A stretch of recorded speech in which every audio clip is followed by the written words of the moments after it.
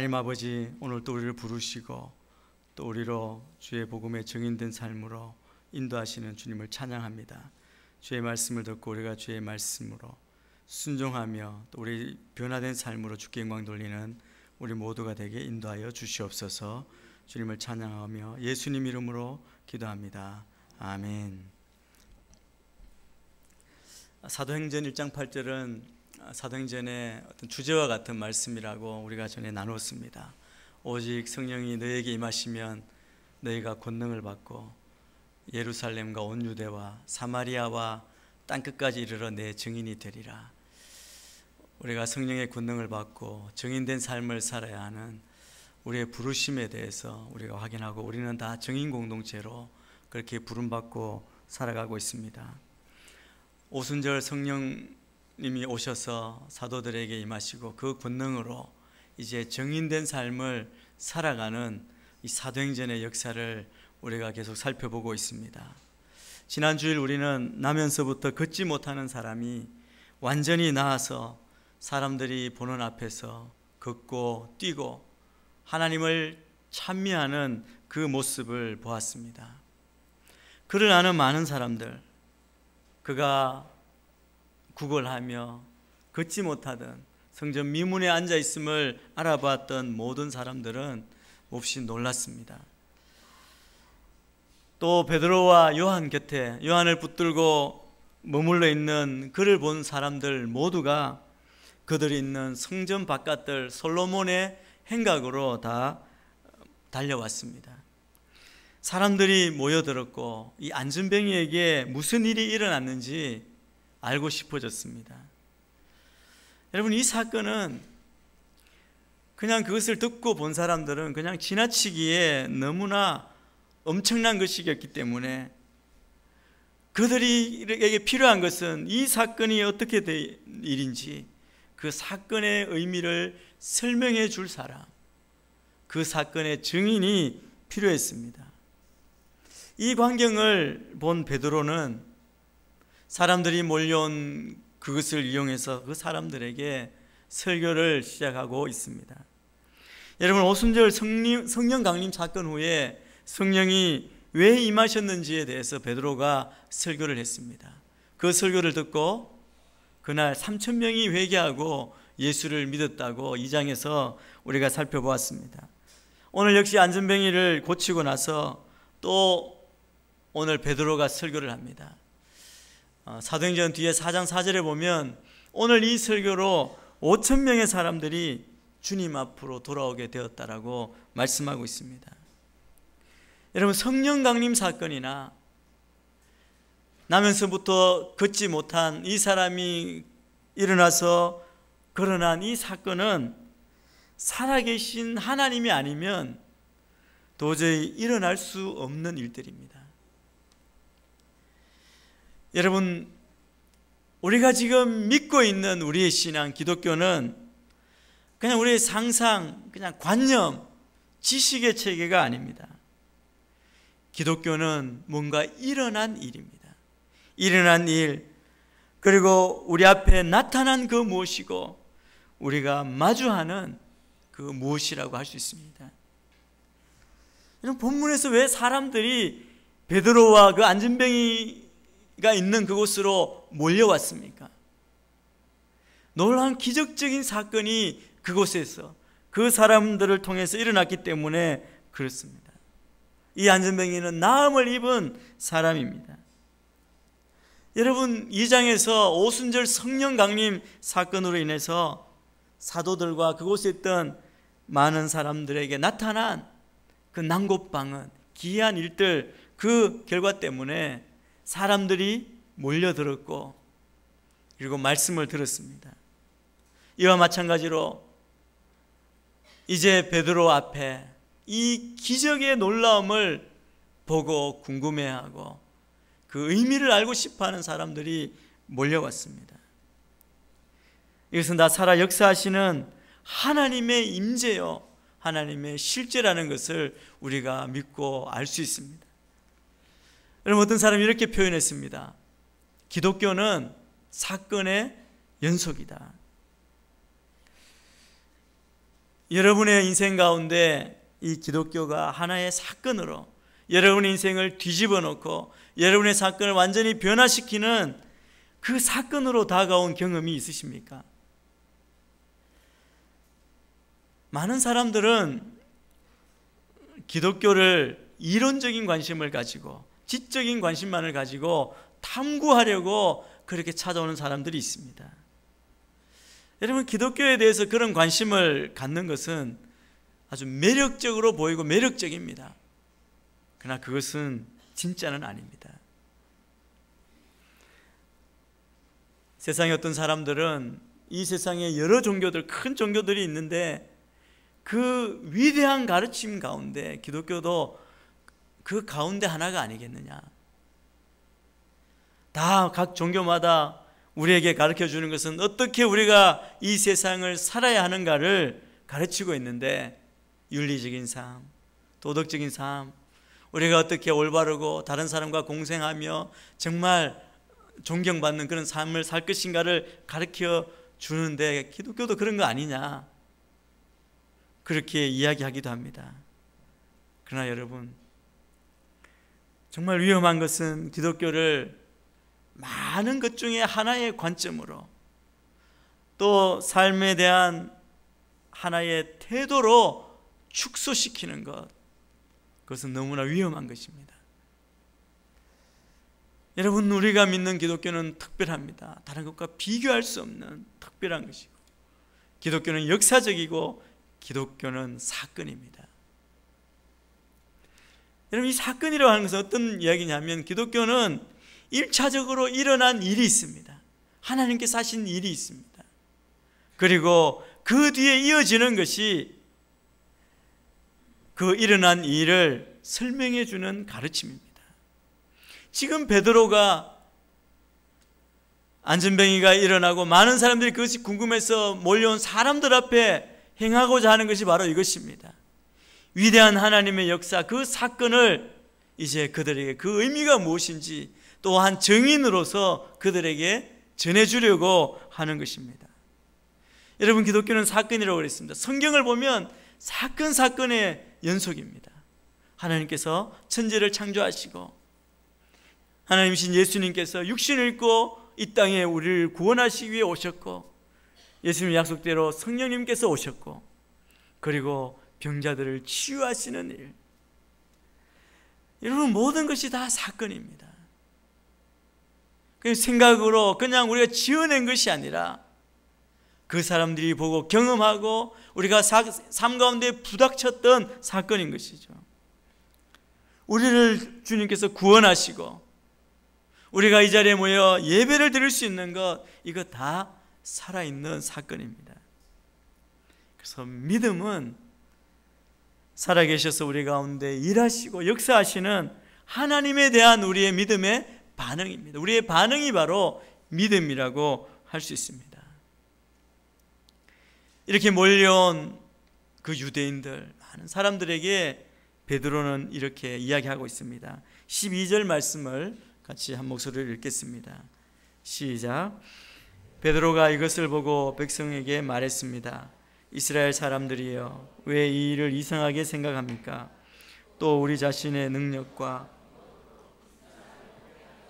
왜 우리를 주목합니까? 베드로와 요한은 몰려든 사람들, 이 놀라운 기적에 대해서 궁금해하고 듣고 싶어하고 그리고 그 의미를 알고 싶어하는 사람들에게 왜 우리를 주목하느냐고 그렇게 이야기하고 있습니다. 여러분, 사람들이 베드로와 요한을 주목하는 것은 그 상황에서는 당연한 일입니다. 그러나 베드로와 요한은 자신들이 마치 기적을 일으킨 사람들처럼 보는 것, 그것을 그렇게 보지 말라고 하는 것입니다. 안전뱅이가 일어선 것은 자신들이 한 일이 아니라는 것입니다.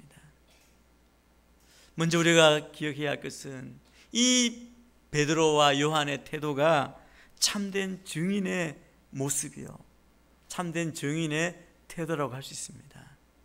우리가 성령의 권능을 받고 증인의 삶을 살도록 우리가 부름을 받았는데, 우리가 가져야 할 태도가 바로 오늘 우리가 배워야 할 태도를 오늘 이 베드로와 요한의 태도를 통해서 우리가 배울 수 있습니다.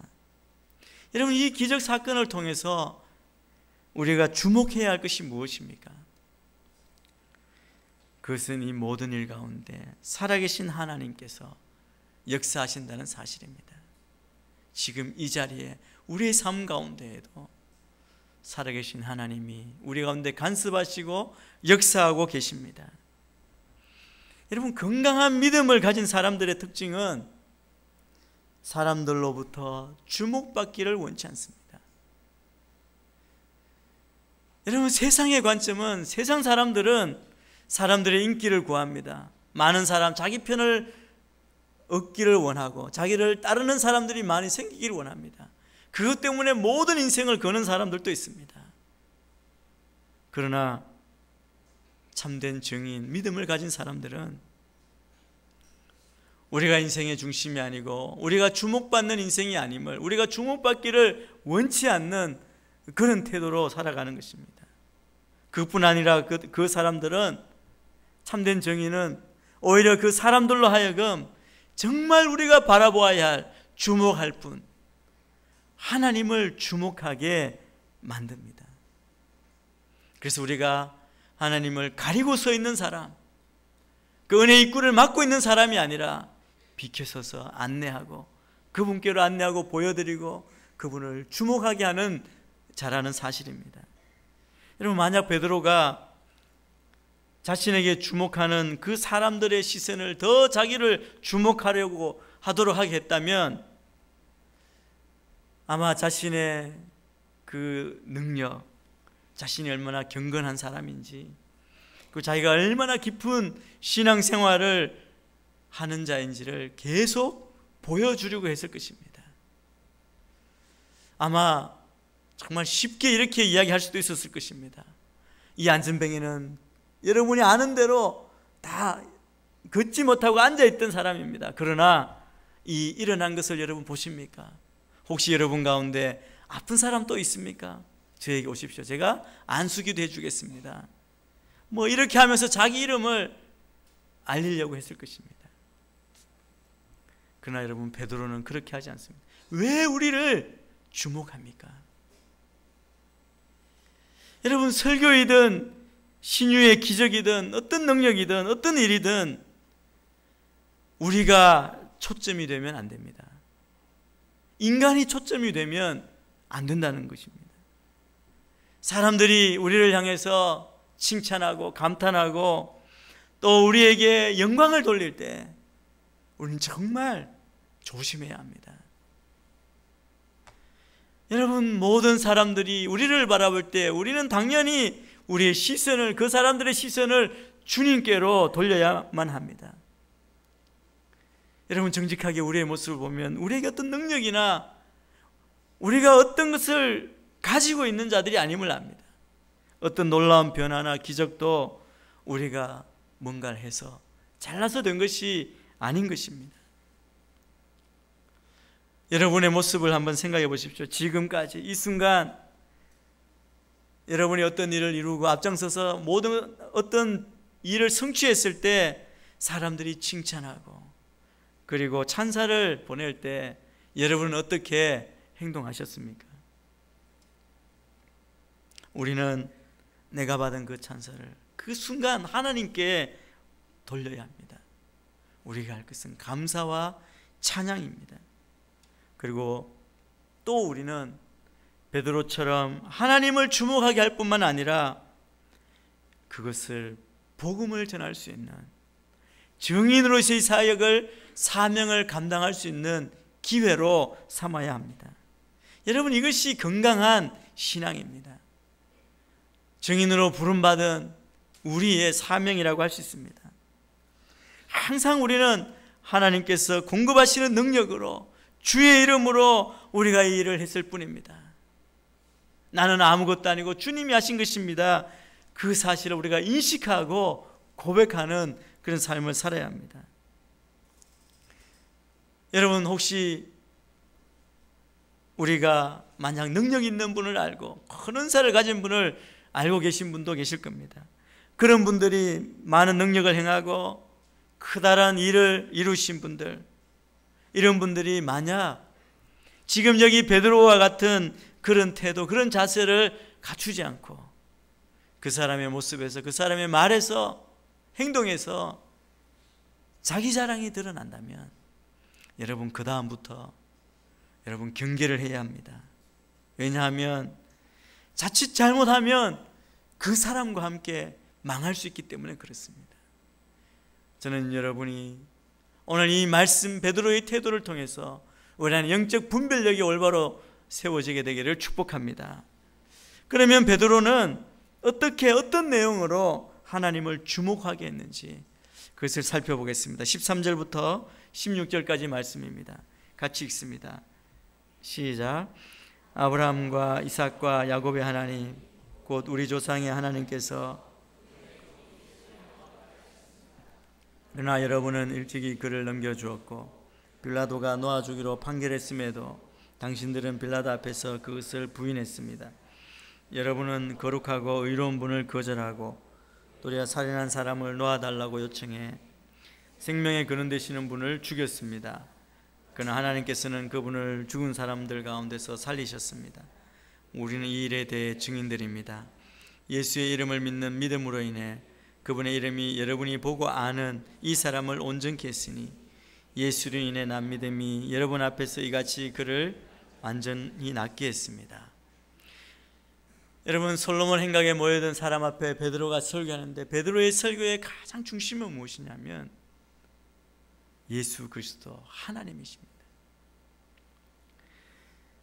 베드로의 설교에 제일 먼저 그는 아브라함과 이삭과 야곱의 하나님, 즉 유대인들의 조상의 하나님께서 예수 그리스도를 영화롭게 하셨다는 사실로부터 출발하고 있습니다. 여기 아브라함과 이삭과 야곱의 하나님이라고 그렇게 호칭하는 것은 많이 나와 있는 호칭입니다. 말씀 가운데. 그런데 예수님께서도 마태복음에서 이 호칭으로 이 하나님에 대해서 소개한 적이 있습니다. 마태복음 22장 31절 32절 말씀을 같이 한 목소리로 읽겠습니다. 시작. 그러나 죽은 사람의 부활에 대해 말하자면 하나님께서 너에게 하신 말씀을 읽어보지 못했느냐? 나는 아브라함의 하나님, 이삭의 하나님, 야곱의 하나님이다라고 하셨으니 하나님은 죽은 사람의 하나님이 아니라, 죽은 사람의 부활에 대해 말씀하시면서 하나님에 대해서 아브라함의 하나님, 이삭의 하나님, 야곱의 하나님이라고 소개합니다. 여러분, 하나님이 어떤 하나님이시라고 예수님께서 말씀하고 있습니까? 이 하나님은 살아있는 자의 하나님, 그리고 살아계신 하나님이시라는 말씀입니다. 여러분, 아브라함과 이삭과 야곱은 세대가 다른 사람들입니다. 그런데 하나님은 동일하게 한 분 하나님이십니다. 하나님은 세대를 넘어서 역사하시는 살아계신 하나님이라고 말씀하시는 것입니다. 그 하나님이 아브라함에게 나타나셨고 그리고 이삭과 야곱에게도 동일하게 나타나셨습니다. 그뿐 아니라 모세와 그 수많은 선지자들에게 동일하게 나타나신 바로 그 살아계신 하나님이십니다. 그리고 그분은 안진뱅이에게 오늘 나타나셔서 그를 일으키시고 걷게 하셨습니다. 여러분, 하나님은 살아계십니다. 그분은 지금 이 순간 우리의 삶 가운데에도 역사하고 계십니다. 하나님은 창조자이십니다. 그분은 우리의 삶의 주관자이십니다. 그리고 또 여기서 우리가 주목해야 할 것은 예수님께서 부활하셨다는 것입니다. 하나님께서, 이 살아계신 하나님이 예수 그리스도를 영화롭게 하셨다, 다시 살리셨다고 말씀합니다. 여러분, 사람들은 베드로에게 듣고 싶은 이야기가 있었습니다. 어떻게 이런 기적이 일어났고 어떻게 하면 이 기적을 우리가 다 경험할 것인지, 이 기적에 대해서, 또 베드로와 요한이 어떤 일을 했는지에 대해서 듣고 싶었을 겁니다. 그런데 베드로는 이 사람들의 기대와는 다르게 먼저 하나님의 이야기를 꺼냈습니다. 이 기적은 자기들이 한 것이 아니라 하나님이 역사하셨다는 것입니다. 그리고 또 더 나아가 베드로는 자신을 주목하고 있는 이 모든 사람들에게 그 사람들이 듣기 거북한 이야기, 듣기 불쾌한 이름 한 분을 소개하고 있습니다. 바로 예수 그리스도이십니다. 여러분, 왜 예수 그리스도의 이름이 그들에게는 불쾌한 이름이 됩니까? 여러분, 불과 몇 주 전에 바로 그곳 예루살렘에서 예수님께 일어난 그 예루살렘에 일어난 그 사건을 그 앞에 있는 모든 사람들은 다 알고 있다는 것입니다. 여러분, 우리가 느끼는 것처럼 2000년 전 그때의 일이 아닙니다. 지금 베드로 앞에 있는 이 사람들, 이 순간은 바로 먼 과거의 사건이 아니라 모두가 다 아는 몇 주 전의 사건, 그리고 예수님 성취하신 건 열흘 전의 사건입니다. 그들 대부분은 예수님의 그 이야기를 들었거나 그 사건을 목격한 사람들입니다. 근데 여러분, 베드로가 예수님을 못 박으라고 소리치고 예수님을 십자가에 못 박은 이 사람들에게 직접적으로 굉장히 강하게 신랄한 비난을 하고 있습니다. 정죄하고 있습니다. 그들이 무슨 짓을 했는지, 어떤 죄를 저질렀는지 그들의 잘못을 지적하고 있습니다. 그 잘못은 크게 4가지입니다. 첫째는 그들이 예수님을, 생명의 주이신 예수님을 로마인 빌라도에게 넘겨주었다는 겁니다. 둘째는 이 빌라도가 예수님께 죄를 찾지 못하고 놓아주려고 결의했지만 유대인들은 빌라도 앞에서 그것을 거부하고 오히려 압박했습니다.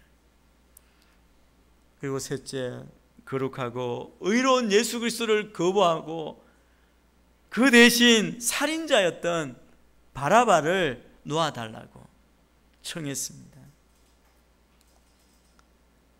그리고 넷째, 그래서 유대인들은 생명의 주이신 예수 그리스도를 십자가에 못 박아 죽였습니다. 여러분, 메시아로 생명의 구주로 오신 예수님의 생명을 박탈하는, 십자가에 못 박는 정말 어처구니 없는 죄를 저지른 자라는 겁니다. 누가? 너희가 그랬다는 겁니다. 여기 오늘 본문에 보면 너희가라는 말이 여러 번 나옵니다. 누가 그 일을 했느냐 하면 바로 너희가 했다고 베드로는 아주 강하게 책망하고 있습니다.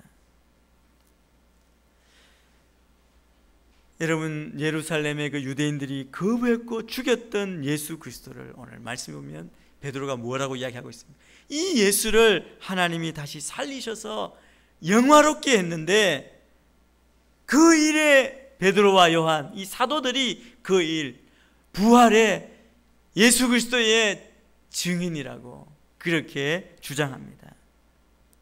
그래서 이 놀라운 기적은 사도들의 능력으로 된 것이 아니고 유대인들이 거부하고 죽였지만 하나님이 살리신 예수 그리스도의 이름, 그 이름의 능력과 예수 그리스도의 이름에 대한 이 안전뱅이, 이 남자의 믿음으로 일어난 사건이라는 겁니다. 여러분, 그러면 이 순간 우리 모두에게 필요한 것이 무엇입니까? 16절에 이렇게 말씀합니다. 예수의 이름을 믿는 믿음으로 인해 그분의 이름이 여러분이 보고 아는 이 사람을 온전케 했으니 예수로 인해 난 믿음이 여러분 앞에서 이같이 그를 완전히 낫게 했습니다. 여러분, 우리 모두에게 필요한 것이 있습니다. 그것은 16절에서 말씀한 것처럼 예수로 인해 난 믿음입니다. 여러분, 안전병이가 일어났다는 이 말은 다시 말씀드리면 못 고칠 질병이 없다는 말입니다. 여러분, 살아 역사하시는 하나님의 능력, 예수 이름의 능력이 못 고칠 질병이 없다는 것이죠. 그런데 문제는 무엇입니까?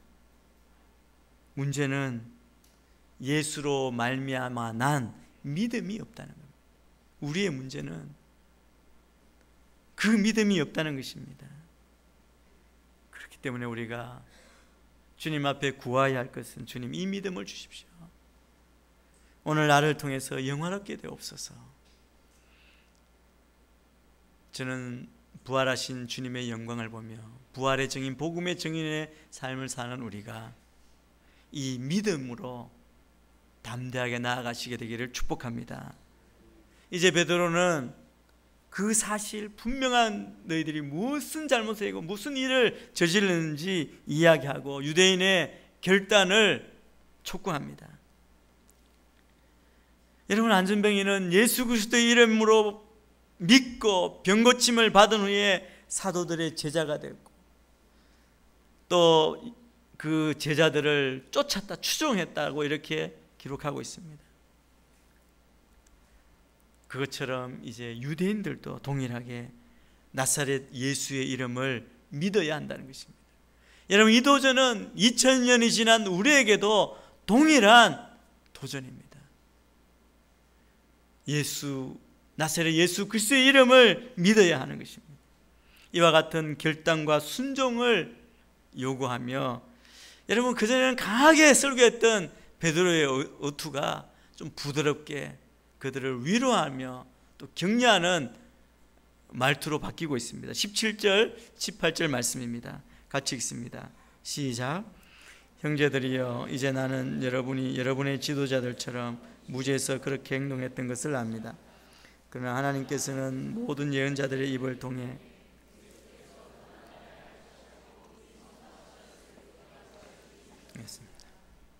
이 말의 내용을 요약하면, 한마디로 말하면 그들에게 예수님을 십자가에 못 박은 그 일을 한 유대인들, 동시에 우리의 죄 때문에 주님께서 십자가에 못 박히셨는데 우리를 위해서, 우리에게 주님은 구원의 기회를 주시는 것입니다. 하나님께 영광 돌릴 수 있는 기회를 주고 있습니다. 여러분, 우리에게도 마찬가지입니다. 여기서 베드로는 유대인의 잘못에 대해서 두 가지를 위로하는 듯한, 너희가 왜 잘못했는지에 대해서 위로하는 듯한 말씀을 합니다. 첫째는 유대인들이 예수님을 거부하고 십자가에 못 박게 한 것은 그들이 무지해서 그랬다는 겁니다. 여러분, 알고 저지르는 죄와 모르고 짓는 죄는 분명히 차이가 있습니다. 죄가 죄인 줄도 모르고 무의식 중에 죄를 저지를 때는 어느 정도 봐줄 수 있습니다. 그러나 분명히 죄인 줄 알고 그 죄를 행할 때에는 변명의 여지가 없습니다. 예루살렘 사람들이 예수님을 십자가에 내어준 것은 오늘 베드로는 그들이 알지 못하여 지은 죄라고 말합니다. 그래서 어느 정도는 그들의 죄가 이해가 된다는 것이죠. 그러나 이제 베드로가 분명히 알려줬기 때문에, 유대인들이 못 박은 예수 그리스도가 과연 누구인지 이제 확실히 알았기 때문에 더 이상 거부하거나 부인하거나 배척할 수 없다는 것이죠. 또 두 번째, 베드로는 그들에게 예수님이 십자가에 고난 당하신 것은 이미 우리를 구원하시기 위해서, 구약의 예언자들이 예언한 것을 이루기 위해서 그렇게 하셨다는 겁니다. 우연히 이루어진 일이 아니라고 말씀합니다. 메시아가 고난당해야 한다는 구약 선지자의 예언의 말씀을 이루기 위한 하나님의 섭리, 하나님의 섭리적 차원에서 일어난 사건이라는 것입니다. 여러분, 세상은 하나님에 대해서, 예수님에 대해서 무지합니다. 하나님의 뜻, 하나님의 섭리에 대해서 알 수 없죠. 그래서 그들은 예수를 믿지 않고 하나님께 영광을 돌리지 않습니다. 심지어 하나님이 어디 있느냐고 조롱하듯이 우리에게 이야기하고 있지 않습니까? 자기들처럼 예수를 믿지 않아도 잘 살 수 있다고 그렇게 이야기합니다. 아닙니다. 그들이 모르기 때문에 그런 것입니다. 하나님을 알만한 지식들을 다 주었지만 그들이 하나님을 찾지 않는 것입니다. 여러분, 세상 사람들이 주님을 믿지 않는 것에 대해서 우리는 이상하게 생각하지 않아야 할 것입니다. 그들이 모르기 때문에 그렇습니다. 하나님께서 이미 예언하신 것을, 그 예언을 이루신 것. 그런데 여러분, 하나님은 예수를 믿지 않고 예수로 말미암지 않고는 결코 구원을 받을 수 없다는 것을 강조하십니다. 구원을 위하여 우리에게 다른 이름을 주신 일이 없다고 분명히 말씀합니다. 그래서 여러분, 예수님을 십자가에 매단 장본인들이 바로 자기 자신이라 깨달은 그 유대인들, 그리고 나의 죄 때문에 예수님이 십자가에 달리셨다는 것을 깨달은 자들이 그러면 어떻게 해야 합니까? 유대인들을 향해서 베드로는 또 한 번 직설적으로 직격탄을 날리고 있습니다. 19절 20절 말씀 계속 읽겠습니다. 시작. 그러므로 여러분은 회개하고 돌아오십시오. 그래서 여러분의 죄 씻음을 받으십시오. 그러면 주 앞에서 새로워지는 때가 올 것이요, 주께서 여러분을 위해 뭐라고 말합니까? 그러면 우리가 어찌할꼬? 아마 그들 안에 그런 외침이 있었을 것입니다. 울부짖음이 있었을 것이고 후회와 안타까움이 분명히 있었을 것입니다. 그렇게 어찌할꼬 답을 찾는 그들에게 베드로는 이렇게 이야기합니다. 회개하고 죄사함을 받으라는 것입니다. 예수님을 십자가에 못 박은 그 원흉이 바로 자기 자신임을 인정하고 회개하고 죄 씻음을 받으라는 것입니다.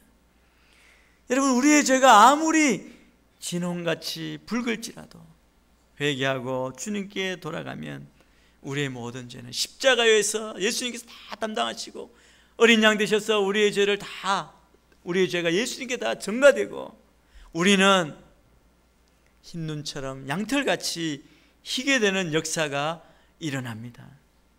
그러므로 우리는 반드시 주님께로 돌아가 회개하고 죄사함을 받아야 합니다. 베드로는 우리가 지은 모든 죄를 회개하고 주님께 돌아가면 세 가지 축복이 주어진다고 말씀합니다. 첫째는 죄사함을 얻게 된다는 것이죠. 죄 없이 함을, 우리의 주의 보혈로 죄가 다 덮어지게 되는 것입니다. 여러분, 그것이 첫 번째 축복입니다. 두 번째는 오늘 말씀해 보면 주 앞에서 새로워지는 때가 올 것이라고 말합니다. 개역성경에 보면 유쾌하게 되는 때가 있을 것이다 라고 그렇게 말씀합니다. 이것이 무슨 말입니까? 여러분, 이 새로워지는 때, 이때는 우리의 죄책감을 다 씻어주시고 우리에게 새 힘 주시고 원기를 주셔서 새 힘을 얻는 날이 온다는 것입니다.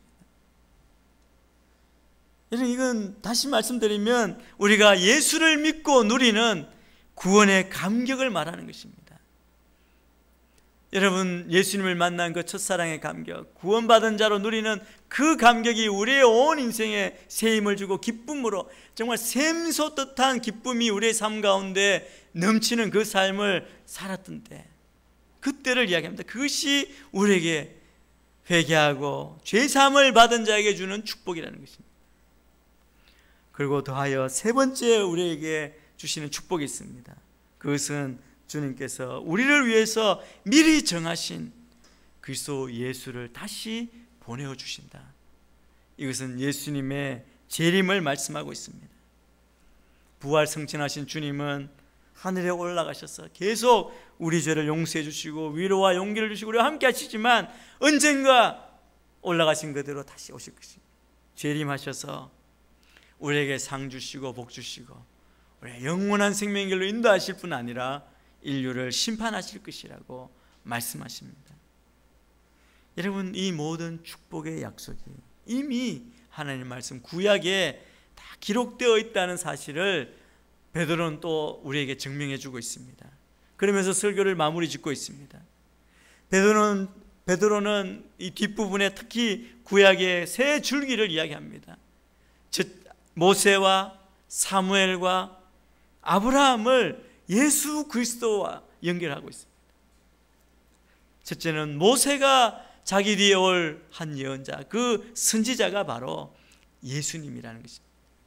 이 예수님의 말씀을 듣지 않는 사람은 백성 가운데 망하여 없어질 것이라고 하는 신명기 말씀을 인용해서 우리에게 전해줍니다. 두 번째, 사무엘로부터 시작된 모든 예언자의 전통, 예언은 예수의 때, 메시아의 때 그 시대에 대해서 예언했음을 밝힙니다. 또 여러분, 베드로의 설교를 듣고 있는 모든 유대인들이 그들이 구약의 예언자의 자손임을 그들에게 상기시키면서 특히 하나님께서 아브라함에게 약속하신 것, 땅의 모든 족속이 너의 씨로 말미암아 복을 받으리라 약속하셨던 그 아브라함의 언약이 예수님 안에서 성취되었다, 그 사실을 말씀하고 있습니다. 여러분, 베드로가 우리에게 전해주고자 하는 그 요점은 모든 구약의 모세나 사무엘, 아브라함을 통해서 예언되고 약속된 그 메시아가 바로 예수 그리스도이시라는 겁니다. 이 예수 그리스도를 거부하는 것은 그 자기들이 믿는 조상의 모든 약속 예언을 거부하는 것과 같다는 것이죠. 그런데 그가 그렇게 성경에서 약속해 주신 메시아를 그들이 거부했다는 사실을 되새기면서 다시 메시아께로 돌아와야 한다, 돌아오라고, 그래야만 구원을 받고 축복받을 수 있음을 강조하고 있습니다. 여러분, 베드로는 하나님의 위대한 기적, 그 사건을 통하여 영적인 놀라운 구원의 진리, 복음의 증인으로서 그들을 인도하고 있습니다. 베드로의 설교는 이 시대 모든 설교자들이, 또 전도자들이 본받아야 할 설교의 모범을 우리에게 보여주고 있습니다. 여러분, 우리의 모든 메시지, 우리의 증언은 가장 중심은 언제나 그리스도이십니다. 그리스도가 중심입니다. 항상 우리의 고백은, 우리의 증언은 그리스도의 십자가 고난과 부활과 회개, 죄사함이 강조되는 것입니다. 그래서 우리가 늘 믿고 고백하고 외쳐야 할 메시지, 우리는 이 복음의 증인의 삶을 살아야 할 줄 믿습니다. 여러분, 유대인들이 보았던 그 놀라운 사건, 하나님의 자비와 은혜를 보여주시는 이 사건을 통해 베드로는 복음 전도의 기회로 삼았습니다. 우리 인생 가운데 부닥치는 놀라운 하나님의 은혜와 그 자비의 사건이 있습니까? 여러분 인생 가운데 간증할 많은 내용들이 있지 않습니까? 그것을 통하여 저는 여러분들이 아직 어둠 가운데 있는 자들에게 복음을 전하는 빛을 비춰주는 정인의 삶을 살도록 하는 그런 전도의 좋은 기회로 마련하시게 되기를 축복합니다. 베드로처럼 이 기회를 분별하고 그 기회를 사용해서 그리스도를 전가할 수 있는 그런 용기와 믿음을 갖게 되기를 축복합니다. 그래서 우리의 눈은, 우리의 온 생은 하나님께로, 주님께 맞춰진, 그래 복음의 정인의 삶을 살아가시는 저와 여러분이 되기를 주의 이름으로 축복합니다. 기도하겠습니다. 하나님 아버지,